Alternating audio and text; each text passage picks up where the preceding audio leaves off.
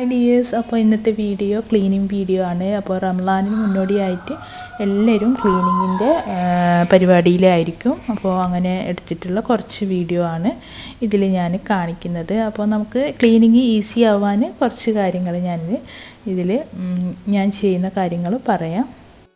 ചെയ്തിട്ട് വേണം ക്ലീനിങ്ങിന് ഇറങ്ങാൻ. അപ്പോൾ ഞാൻ ഈ ഒരു അടുപ്പിൻ്റെ ഭാഗമാണ് ക്ലീനാക്കാൻ വിചാരിക്കുന്നത്. അപ്പോൾ അവിടെയുള്ള സാധനങ്ങൾ മൊത്തത്തിൽ വേറൊരു സ്ഥലത്ത് നമ്മൾ മാറ്റി വെക്കുക.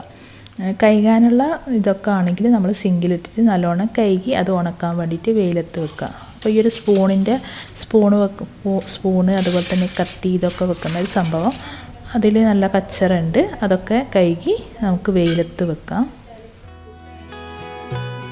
ഇതിൽ വെച്ചിട്ടുള്ള ഈ ഒരു പ്ലേറ്റും നമുക്ക് കഴുകി എടുക്കാനുള്ളതാണ്.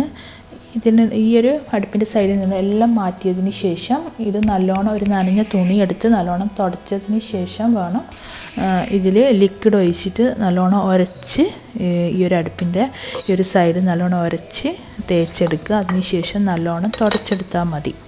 അപ്പോൾ ഉപ്പൊക്കെ വെക്കുന്ന ഈ ഒരു പാത്രവും കഴുകിയെടുക്കാനുണ്ട്.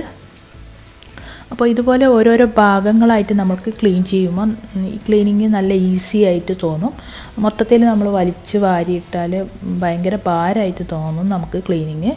അപ്പോൾ ഈ ഒരു സൈഡ് ക്ലീൻ ചെയ്തതിന് ശേഷം നമുക്ക് ഇൻട്രസ്റ്റ് ആണെങ്കിൽ വീണ്ടും നമുക്ക് കിച്ചൻ്റെ മറ്റൊരു സൈഡ് ക്ലീൻ ചെയ്തെടുക്കാം. അങ്ങനെ ഓരോരോ സൈഡായിട്ട് ക്ലീൻ ചെയ്തെടുക്കുകയാണെങ്കിൽ ക്ലീനിങ് നല്ല ഈസി ആയിട്ടാണ് എനിക്ക് തോന്നിയിട്ടുള്ളത്.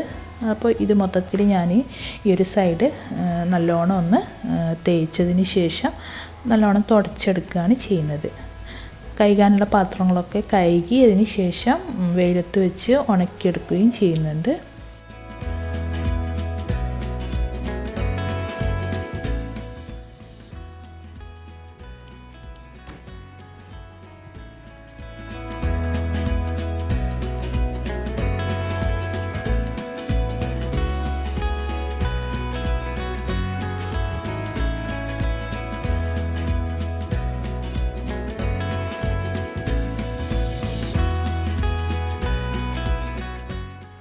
അപ്പോൾ കിച്ചൻ്റെ ഈ ഒരു സൈഡ് അടുപ്പിൻ്റെ ഈ ഒരു സൈഡ് നല്ലോണം തന്നെ ക്ലീനാക്കി തുടച്ച് വെച്ചിട്ടുണ്ട്. ഇനി ഈ ഒരു കിച്ചൻ്റെ അടുത്ത സൈഡും കൂടി ഞാൻ ഒന്ന് ക്ലീനാക്കി എടുക്കുന്നുണ്ട്. നോക്കുന്ന സമയത്ത് നമുക്ക് ക്ലീൻ ചെയ്യാനൊന്നും കാര്യമായിട്ടുള്ളതായിട്ട് നമുക്ക് തോന്നില്ല. പക്ഷേ നമ്മൾ ക്ലീനിങ്ങിൽ ഇറങ്ങിയാലാണ് നമുക്ക് നല്ല പണിയുണ്ടെന്ന് നമുക്ക് മനസ്സിലാകുക. അപ്പോൾ ഈ ഒരു സൈഡ് തന്നെ ഇപ്പോൾ ഞാൻ വിചാരിച്ചു കാര്യമായിട്ട് പൊടിയൊന്നും അവിടെ ഇല്ല എന്നാണ് വിചാരിച്ചത്. പക്ഷേ തുടച്ചപ്പാണ് അതിലുള്ള പൊടി നമുക്ക് മനസ്സിലാകുന്നത്. ഇപ്പോൾ ചൂടായതുകൊണ്ട് തന്നെ ഗിൽസിൻ്റെ ഇതിമേലൊക്കെ നല്ലോണം തന്നെ പൊടി ഉണ്ടായിരുന്നു കേട്ടോ. അപ്പോൾ ഇതുപോലെ ഓരോരോ ഭാഗങ്ങളായിട്ട് ക്ലീൻ ചെയ്യാൻ നിൽക്കുക. അതുപോലെ ചെയ്താൽ നമുക്ക് ക്ലീനിങ് അധികം ഭാരമായിട്ട് തോന്നില്ല. മൊത്തത്തിൽ വലിച്ച് വാരിയിട്ടാൽ നല്ല പണി കിട്ടും. നമ്മൾ വിചാരിക്കും നമ്മളെപ്പോഴും ക്ലീൻ ചെയ്തിടുകയല്ലേ, അപ്പോൾ കാര്യമായിട്ടുള്ള ക്ലീനിങ് ഒന്നും നമുക്കില്ല എന്നാണ് വിചാരിക്കുക. പക്ഷേ റമദാനിൻ്റെ ക്ലീനിങ് വലിയൊരു ക്ലീനിങ് പരിപാടി തന്നെയാണ് കേട്ടോ.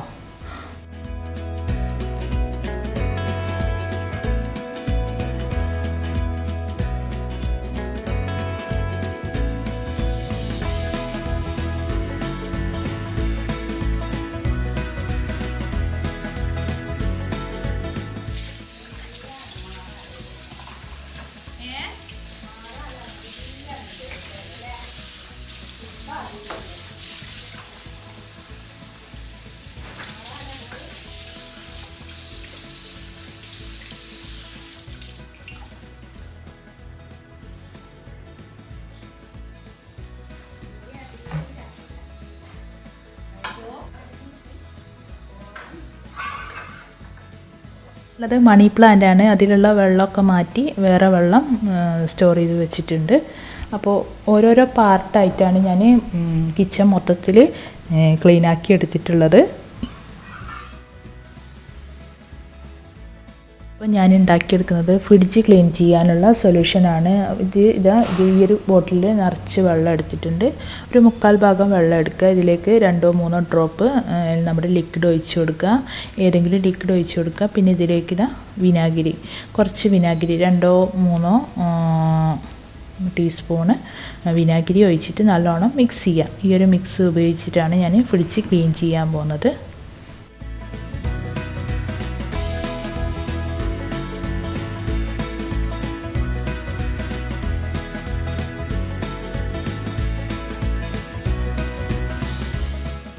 ക്ലീൻ ചെയ്യുന്ന മുന്നേ ആയിട്ട് ഞാൻ ഇതാ ഫ്രിഡ്ജിൻ്റെ സ്വിച്ച് ഓഫ് ചെയ്ത് പ്ലഗിൽ നിന്നും എടുത്ത് മാറ്റിയിട്ടുണ്ട്. അതിന് ശേഷമാണ് ഞാൻ ക്ലീൻ ചെയ്യാൻ നിൽക്കാറ്.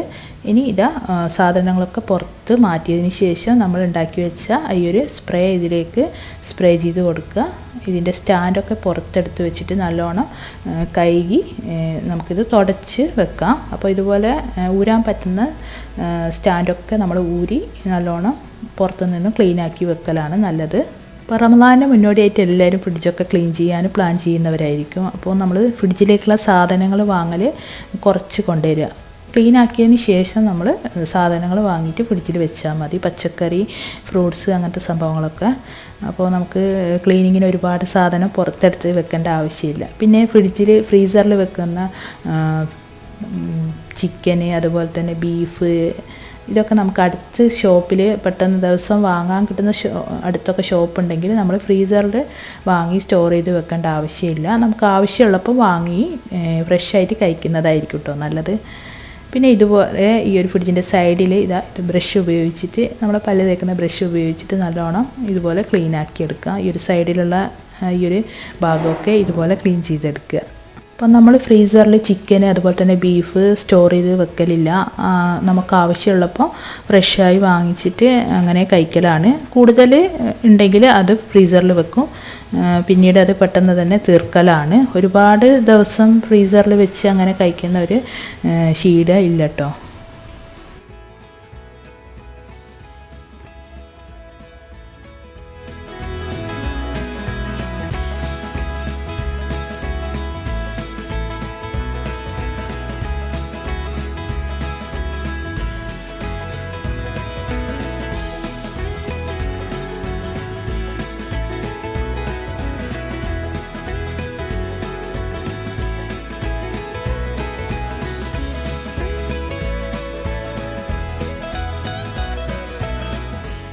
ഫ്രിഡ്ജ് മൊത്തത്തിൽ നല്ലോണം ക്ലീനാക്കി എടുത്ത് വെച്ചിട്ടുണ്ട്. അപ്പോൾ സ്റ്റാൻഡൊക്കെ ഞാൻ നല്ലോണം കഴുകി തുടച്ച് സ്റ്റാൻഡൊക്കെ അതേ സ്ഥാനത്ത് ഫിറ്റ് ചെയ്ത് വെച്ചിട്ടുണ്ട്. ഇനി ഓരോരോ സാധനങ്ങളായിട്ട് ഓരോരോ സാധനങ്ങളായിട്ട് ഓരോരോ സ്ഥലത്ത് വെക്കുക. നമ്മൾ വെക്കുന്ന പാത്രത്തിൻ്റെ മുകളിൽ, ഫ്രിഡ്ജിൽ വെക്കുന്ന പാത്രത്തിൻ്റെ മുകളിൽ പൊടിയൊക്കെ ഉണ്ടെങ്കിൽ അത് തുടച്ചിട്ട് ഫ്രിഡ്ജിലേക്ക് വെച്ച് കൊടുക്കുക.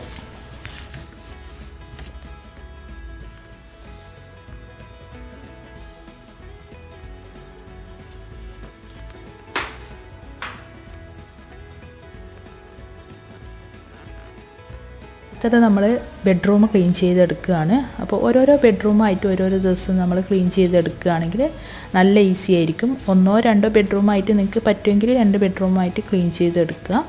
അപ്പോൾ ഇതെല്ലാം ഒരു ദിവസം എടുത്ത വീഡിയോ അല്ല കേട്ടോ, ഇത് 2-3 ദിവസം എടുത്ത വീഡിയോ ആണ്. അപ്പോൾ വീഡിയോയിൽ ഒരേ ഡ്രസ്സാണ് നിങ്ങൾക്ക് കാണാൻ പറ്റുന്നത്. അപ്പോൾ നിങ്ങൾ വിചാരിക്കും ഒരു ദിവസം എടുത്ത വീഡിയോ ആണെന്ന്. ഇത് 2-3 ദിവസം എടുത്തിട്ടുള്ള വീഡിയോ ആണ്. ആദ്യം വെണ്ണാമ്പിലൊക്കെ നല്ലോണം തട്ടി മാറ്റിയതിന് ശേഷം നല്ലോണം അടിച്ച് കട്ടിൻ്റെ ഉള്ളും അതുപോലെ തന്നെ എല്ലാ സൈഡും നല്ലോണം അടിച്ച് വാരി നമ്മൾ ക്ലീൻ ചെയ്തെടുക്കുക. അതിന് ശേഷം ചെയ്യുന്നത് ജനലിൻ്റെ കമ്പി അതുപോലത്തെ സൈഡൊക്കെ ഒരു നനഞ്ഞ തുണി ഉപയോഗിച്ച് നല്ലോണം തന്നെ തുടച്ചെടുക്കണം.